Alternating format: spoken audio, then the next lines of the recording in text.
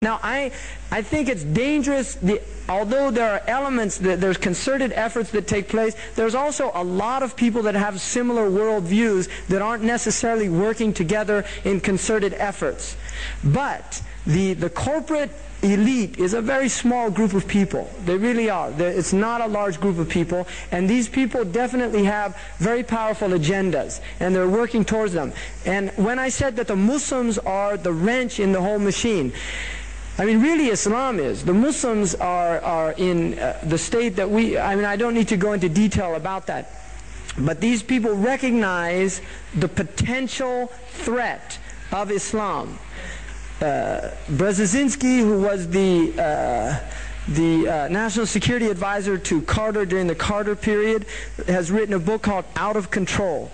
And it's about the state of the world affairs right now, out of control. In that book he says that right now there is literally in the field of ideas, there is no potential idea that could take on a mass movement as a reinvigorating element in human societies other than Islam right now. This is what he says, that all of these other philosophies and ideologies have literally fallen by the wayside, and he said the vibrancy of Islam is still present and manifesting himself.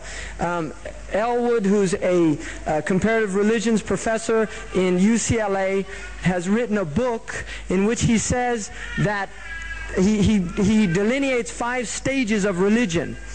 The first stage he calls the apostolic stage, of the followers who spread the religion of the prophet or the founder of the religion, and then it moves into what he called the imperial stage, and then and this is when the army, the military aspect of religious conquest and these type things, and then he said it moves into what he called the devotional stage, where they move away from their military conquests have been stabilized, solidified, and they begin to move into art and spiritual art and these type of things, and then it moves into what's called the Reformation stage, whereby the religious tradition, whatever it is, whether it's Christianity or something, begin to reassess the situation that they're in and recognize the gross deviations that they've made from whatever their traditions were. And the final stage is what he calls the folkloric stage or the superstitious stage, when the religion is literally reduced to a meaningless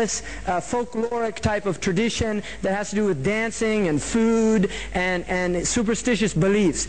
And he says of all the world religions, his own analysis is that they are all in the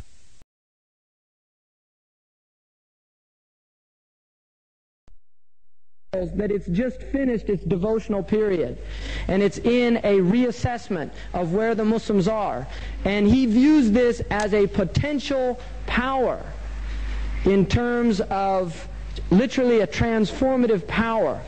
Now, what I would just like to say in finishing all of this off is that in terms where we are as Muslims in relation to this big picture is that we are living in a time literally where the vast majority of people have manufactured ideas.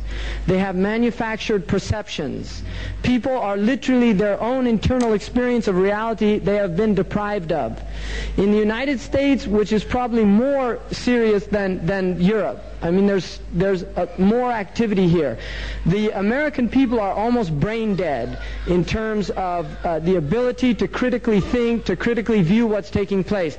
They regurgitate the ideas that are given to them through the mass media. There's almost no analysis of what's going on in the United States and in the rest of the world. The few intellectuals that speak out are